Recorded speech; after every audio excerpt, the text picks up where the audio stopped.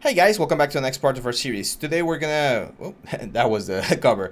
Today we're gonna continue with the next part of our series, and I just want to show you a couple of extra angles that we can get here. Now, remember, if at any point you're like, man, I actually really like this one, and I felt like after the composition we got a little bit too clean, don't worry, we can just save this one. Oh, let's go back to Maya. We can just save this one as a JPEG. So if we go here and we just save this as a hallway... let's call this a raw .jpeg. Could just bring this into Photoshop. Let's open it real quick. There we go. This is the raw hallway. And if we just bring this thing in here, even though this is a 16-bit image, let's just grab with M, grab the whole thing, V, drop it here. There we go. The RGB channel, sorry, my bad. There we go. And if we turn this guys off and we just bring this all the way down before the effects and the layers and everything, we're of course gonna get a different effect. This one right here. It's a lot darker. I wouldn't publish something like this because it's really dark, and sometimes when things are way too dark, it's difficult to see what's going on. That's why I preferred this one right here, which is a little bit more illuminated. But yeah, of course, you are free to do whatever works best for your specific piece. Now, let me get a new camera. I'm gonna go rendering, camera, panels, look to selected, and I want to find another view like this one right here, like from the top of the screen. Now, of course, the light setup from the top of the screen is not going to look the same as what we had from the bottom, because all of this composition that we did was specifically made to make it work from that specific angle. So as you can see, when we do this right here, it's going to make it look horrible. It doesn't look nice at all. The materials are not showing, and this is one of those things that a lot of people don't think through as much. But when you're working on a set, on a film set, there's going to be light scenarios for specific situations. Yes, there's going to be certain scenes where the illumination is going to work no matter where you're shooting from, but you will always be moving lights around depending on the setup of where the actors are going to be standing, where the main action is going to be happening, etc, etc. So what I want to do here is, since this is the illumination that's working, like from this angle right here, I just want to show you a very quick like camera trick that we can do. This was made famous by a super famous director, which is called Hitchcock, Alfred Hitchcock. And Alfred Hitchcock created a movie or filmed a movie called Vertigo. And I believe it was in Vertigo where you had this very interesting effects where the character was looking from a tall building, and it felt like he was being like stretched out. And this effect is a super cool effect. We're not going to be able to see it on the render because it would take quite a bit to render, but I'm going to show you here on the viewport.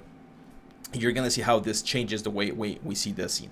So the effect happens thanks to two things. We're gonna start with a normal focal length. Let's say something like a 24, like something like this. Or actually, no, let's start with something like a 35. We're gonna start with the 35 focal length. I'm gonna hit S right here on the camera, S, to save a keyframe. And then what's gonna happen is we're gonna be bringing the focal length down. We're gonna go from a 35 to something like a 16. It's gonna be like super long, like this, okay? Maybe not that much. Let's go like 18. There we go, something like this. And we're gonna hit S again. Or we're just gonna click here and hit set key, because we did not set key on the first one actually. On this ones, we do need to right click and manually set the key for this specific one, so set key. So now what happens is, as the movie goes forward, or as the animation starts, you can see this sort of like stretching going back. But this is the interesting thing. We have not moved the camera just yet. Like, we're just keeping these things on the same place. We're just changing the focal length. If we go to the first frame, or to frame 0, let's select the camera right here. It's this one, if I'm not mistaken. If we go to frame 0, and then as we move the focal length back, so as we get more of the room, we push the camera forward, what's gonna happen is we're gonna get a super creepy effect where it looks like we're being stretched out. Look at this. This is the typical, like, when something's gonna go wrong and you're like, oh my god, the monster's gonna attack me, or like maybe you just turn the corner and you see this balloon and you just immediately feel this, like, your stomach sinking down. this is where you would get this sort of trick where you would just like move this camera in a super intense way, and the effect is achieved because we're both pushing the camera in, we're moving the camera in towards the scene, and we're bringing the focal length down. So we create this juxtaposition of things where two different perspectives are like competing against each other, and we get this super intense effect. So the most effect or the most intense part would be here at frame 70, and if we take a look at this render, it's gonna look like super stretched. Let's go to camera shape 1. Yeah, that's the one. So this is what we would get. Now, if you want to use this one as your final render, then you're welcome to do so as well. Feel free to just like render this one out and use all of the post-production things that we just did, and you're gonna have something that looks really cool.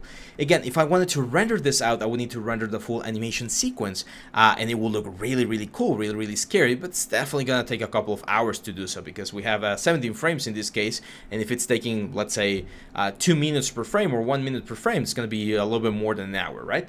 So if you have the time to render, go ahead and do it. It's gonna look very cool. I'm actually gonna see if I can render this. 70 frames is a little bit too fast. I'm probably gonna do 120 frames to make sure that the effect is really nice, really consistent. But yeah, I'm probably gonna have to leave this overnight rendering. So that's it for this one, guys. We're finished with our first interior lighting. Hopefully all of the tips and tricks that we saw here, how to place lights, the gobos, using shadows to create interesting narratives and everything, are of course useful to you. Make sure to practice, make sure to get all the way to this point, try to get an interesting render out of this haunted hallway, and I'll see you back on the next one. As I mentioned, we're gonna do one more interior scene, and then we'll jump onto the final project. So hang on tight, and I'll see you back on the next one. Bye bye.